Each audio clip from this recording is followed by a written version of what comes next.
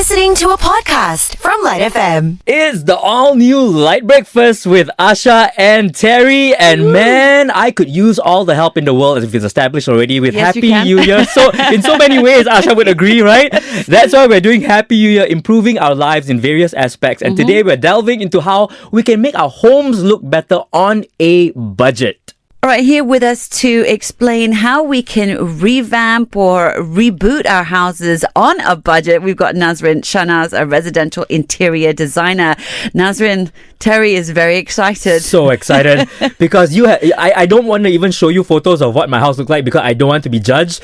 But budget tips sound so fantastic in time for Chinese New Year. Let's start with the first of these awesome budget tips that I'm looking forward to right now. Right, Terry. But it's not just about budget, It's about, finding the right color palettes, the right furniture, the right decorative accessories that will give you an instant look or picture perfect that is fresh to the current existing areas. So the first of all is paint. Okay. Right. So last year was all about neutral colors, harmony, monochrome colors. But this year is all about bold colors. We are looking at maroon, deep red, dark blue, green, something like that. That would actually brings up your personality, your character. I like how it sounds, but I'm also wondering because it sounds like instead of a feature wall, it's all feature wall. Is that the idea? Are you saying paint the whole apartment maroon? No, it can't be that. Then you'll be looking like very gothic. Yeah. So you just have one wall that is dark and the rest is a bit subtle and a bit warm or earthy colors. And you said maroon is kind of the in color for this season right now. Is that right? Yeah, that's what they're saying. Maroon, dark green, dark blue. It's interesting because, when you think about colors in Asia, you think about lighter or brighter colors, and then dark colors you always associate with, mosquitoes and does that kind of thing. So those sort of bolder, darker colors, they kind of really work in our apartments. Nowadays, people are spending more time at home. So they want that cozy feeling. So you have subtle colors on the other three walls, and then one dark colors that can actually brings you in a very calm and welcoming and very emotional feeling. I get that. You walk in, you go, ah. One thing that's always escaped me is the right way to find the shade of color you like. So in Europe, you can buy swatches of colors, a small little sort of colors that you can try on your wall to sort of see whether or not that's the color you like. Because depending on the light and stuff, those paints look very different in different rooms, for example, even. So what's your suggestion in terms of how to find the right maroon for you? That's the thing. When you go and buy it from the paint shop, they would say this is maroon, and whatever you look at, the catalog is totally different whenever you open up the tint. So my advice is you just have to buy one small palette first. Try it. If you like it, then okay. If not, then you have to find another color of maroon or combine it in a very creative way. That means you have red that you say that it's not too maroon, then combine it with brown, like a darker brown. So paint is the first budget thing you could do. Of course, normally labor is the most expensive thing when it comes to paint. So the idea is you will have to paint it yourself or myself. Got it? Thank you so much for that, Nazrin. Or get kind friends like me to come over. Yes. And how about the second tip, Nazrin? Okay, the second tip will be about lighting. So last time, we were using lots of downlights, lighting from the ceiling. So nowadays, people are spending more time at home. So they are doing different kind of activities, like, for example, socializing, watching movies, eating, reading, working from home.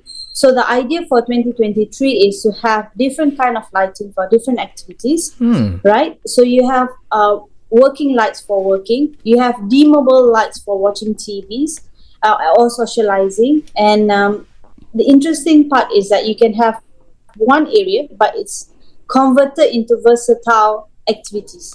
Just by the lighting? Right? Just by the lighting. Wow. So it can be down lights, it can be wall lights, it can be table lamp, and sort of things like that. So in addition to all that, you can have candles with scents. Ooh. So you will bring up that romantic, if you want it to be working environment, so it is a different smell. So you can imagine that with the dark colors that I suggested earlier and the different warm lightings, definitely it's a way for you to be comfortable, for you to be cozy at your own place. Nazrin, any tips on the right kind of bulbs to be thinking about? Because there's so many out there in the market, and all I know is there's the white light, is it daylight, and then there's the yellow light. Like, but also everyone's going LED now, right? Like there's a transition from regular light bulbs to the LED light bulb because they last so much longer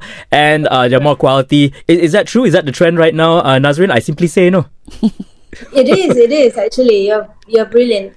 People are moving into LED lights because it's easier to maintain, long lasting. It's cheaper in a way. So my idea is to have one, perhaps, or two warm white lights and the rest as warm lights. Right. Is there a reason for this? Because white lights is very distracting in a way, and it's not cozy. You don't feel at home. You feel like you're at working or in a clinics. Right. So if you do it as warm light, then it's very much closer to natural lighting. So you don't feel stressed. I gotta say, this is a really great advice, especially for my home, because my house has one additional source of light, which is my head, because I have a shaved head, right? For real, okay?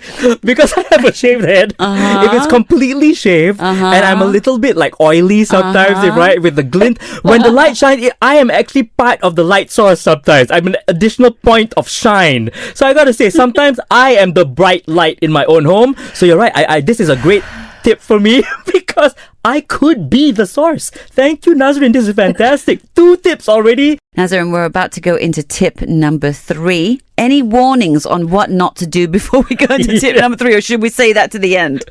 Yeah, that's the thing. From my experience, right? People think that, okay, I like modern. So, but then in modern, they have like modern classic, modern contempt, minimalism, even modern itself. So the best idea or the best way to put it is that there's so many questionnaires that you can fill in to tell you exactly what's your preferred concept.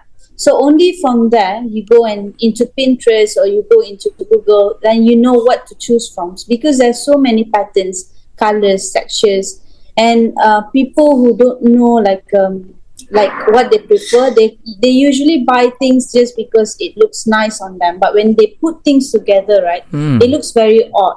So that's my advice. Don't jump into renovation without knowing what you actually like first. Right. So where do we find these questionnaires then? There's a lot. Like if you just Google questionnaire to know my my concept or ID concept, then usually it's a foreign website, but definitely with few questions you can arrive to a definite answer of what you prefer. Okay. What concept fits you best. Very useful. That's good to know. Okay, do the questionnaires, get closer to what you want so you know what you're talking about. So let's move on then to our third and final tip for sprucing up on a budget. The last tip would be to create an accent wall. Right, the accent wall is from, for example, using wallpaper or wood grain light finishes, which is PVC, or the last one would be wood paneling, right? So these 3 ideas is that you can create it yourself. You can go to a shop, for example, DIY or Kaison, and you buy it and you can have things done at home at your own style, at your own pace. And it is reasonable priced, even if you do it yourself or even if you engage somebody else. Has wallpaper changed a lot? Because I remember like 25 years ago trying to help my friends' parents put up the wallpaper in their living room, and the gum aside, like you have to roll it up, like you have to use this sort of plankish kind of wood to kind of Flatten it out. Flatten it, Yep. stick it to the wall, and make sure that all the air bubbles. It's kind of like, imagine putting on a very huge, car road tax sticker on your wall. It can be that fiddly, right? True. And on top, it's like putting 2 road tax car stickers because they have to Exactly. join, and when they join, they need to be joined at the seams so At that the it still same looks like pattern, one follow the- piece. exactly. Yeah. So, have things changed? Have they come a long way now, Easier, Nazrin? yeah, perhaps. You're making the listeners scared of wanting to do it. But I mean, it is quite tough. But even if you can't do it yourself, it is quite cheap to hire somebody to do it. Alright. Relatively, it's like 100 or 200 only. And the price of wallpaper is between 200 perhaps per row. So it is okay. quite okay. And the best thing about wallpaper is that it is long lasting. That means you can last between 5 to 10 years. Got it. So those are 3 full tips right there already. Wallpaper is one of them. Accent wall included in there as well, of course, meaning wallpaper and other or painting as well of a different type for And the lighting, accent. yeah. Lighting is the other one, and paint in general is the first one that you gave us. So that's actually a lot, and you're right. Based on the tips that you've given us, these are very doable, especially if you want to get it done on your own. Even you can still get it done on your own. In my case, I'm going to need Asha's help Yes. for sure, but it could be done on your own. Okay, there's one more tips that I would like to share with the listeners. If you can do it yourself, do it with your families, with your partners, with your kids. Then it will be such a memorable activities. Like painting it with your children. It's about combining the efforts together and creating that this is our look, this is our home kind of experience. Right, That because will it's be something such a everyone put the memorable- effort in together, right? That sounds like and Yeah. you're making memories as well. And thank you to Nazrin for these awesome suggestions. We appreciate it so much, Nazrin. Thank you so much, Larry. Thanks, you, Aisha. Nazrin. You've been listening to a Lite FM podcast on Shock. That's SYOK.